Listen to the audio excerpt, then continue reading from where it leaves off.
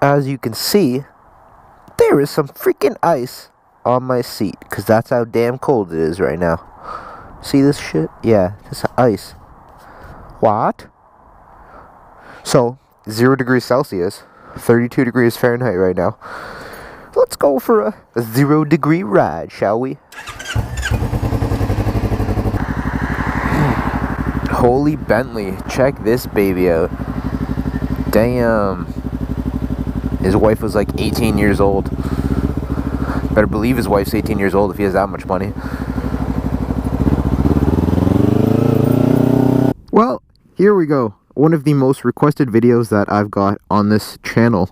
I've had people messaging me nonstop about this. They're telling me to make a video of how to ride a motorcycle, and I know there's, a handful of those videos out there already, but this is my take on it, okay? So maybe I can help you learn how to ride a motorcycle, and that right there, my friends, is your first step at getting a motorcycle. We need to understand what all the controls are on the motorcycle, and I think that that's probably the most important thing, because before you can think about using the controls, you need to know what the hell they are. So the left side of the bike, as a lot of people will say, is the side dedicated for shifting. This is your shifting side of the bike. And the right side, this will be your throttle and your braking side of the bike. So really quick, let's just go over the motions here, the controls on the shifting side of the bike, which is your left side. So your left lever here, this is your clutch lever. So this engages and disengages your clutch depending on if it's pulled in or let out, okay? And down here, this is your foot lever here, and this changes gears for your bike. So this right here, you need to engage the clutch in order to shift your gears. There will be more on that in a momento. So right now, let's hop over here. I took the hard way. And let's check out the other side of the bike. So here, this right lever is your braking lever, and this right foot peg here is your rear brake. So you got front brake, rear brake on your right hand side, and then the grip on the right hand side of the bike, when you turn it back like this is your throttle. So you turn it back to go, or basically to get the engine spinning more, and then you dictate how it's going and how fast it's going to go with the other side of the bike. Let's talk theoretical for 1 second, because I think this is important to understand. You need to kind of think of the bike like this. So say we have the engine as one metal plate here, and we have the clutch as another metal plate. The engine will always be spinning like this, and then when your clutch is disengaged, then your clutch is not attached to the engine, so the engine can spin freely. When you let the clutch, or when you start to engage the clutch will come and start to get close to the engine disc like this, but the clutch is not spinning yet. You can relate the clutch to the wheels of your bike. So as the engine is spinning like this, you have the clutch. Oh, it's hard to do this at the same time. You have the clutch starting to come closer, and eventually, if you do it smoothly and gradually enough, the clutch will start to spin with your engine, and then your bike will now set up in motion.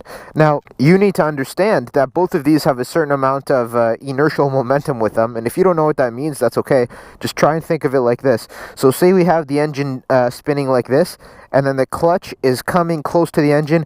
If you just let it reach the engine right away, what it's going to do is all this still momentum from the non-spinning wheels is just going to jump onto the engine there, and it's going to stop the engine. And what that does is that stalls your bike, and that's something you want to try to avoid while riding a motorcycle. You don't want to stall your bike. You want to be smooth. You want to very slowly bring the clutch in, and then you slowly put your bike in gear. Then you get them moving at the same time there, and then you get a smooth takeoff. So now let's take a moment here to understand how the gears work of the motorcycle.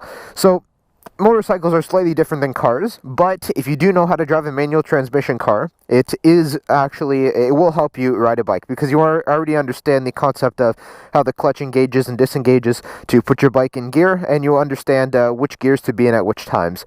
So that's very similar to a bike, but that's about where the similarities stop, because the bike transmission is a sequential transmission. So the way that works is we will insert a diagram here. So we have your first gear right at the bottom, and then half click up from first gear is neutral, and then half click up from neutral is second gear, then third, fourth, fifth, and sixth. So again, the way it works is we have first gear, neutral, second, third, fourth, fifth, sixth. And that's how your bike transmission works, okay? So that said, with a car transmission where you can go from fifth to second if you want to, if you need to, you can't really do that on a car or on a motorcycle. On a motorcycle, you actually need to cycle through all of the gears. So right now I left my bike in neutral, which is half click up from first. So if you want to start out on a bike here, you're going to want to engage the clutch, and you're always going to want to engage the clutch whenever you change gears. You have to think about these, they always have to be used together. So it's important to separate, so this is the engine again, and this is the clutch. It's important to separate the clutch from the engine when you want to change gears, and then when you want to put the new gear back into action and engage that, then you have to release the clutch and let it come back into contact with the engine. So the engine's power can now be transmitted through the gears to your tires and now ultimately transferred into your motion. Thank you guys for watching. This is the first part of this introduction of how to ride a motorcycle. Hope this was helpful for some people, and have a great day. Thank you guys. Peace. Yeah.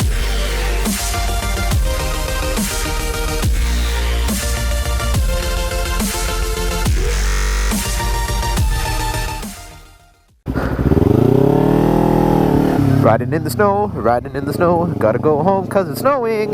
How often can you guys say, riding in the snow, I'm riding in the snow, and you have to go home because it's snowing too much?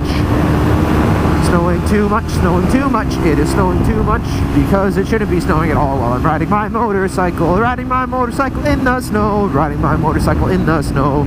La da da da da da da da da da da da da da da da da da.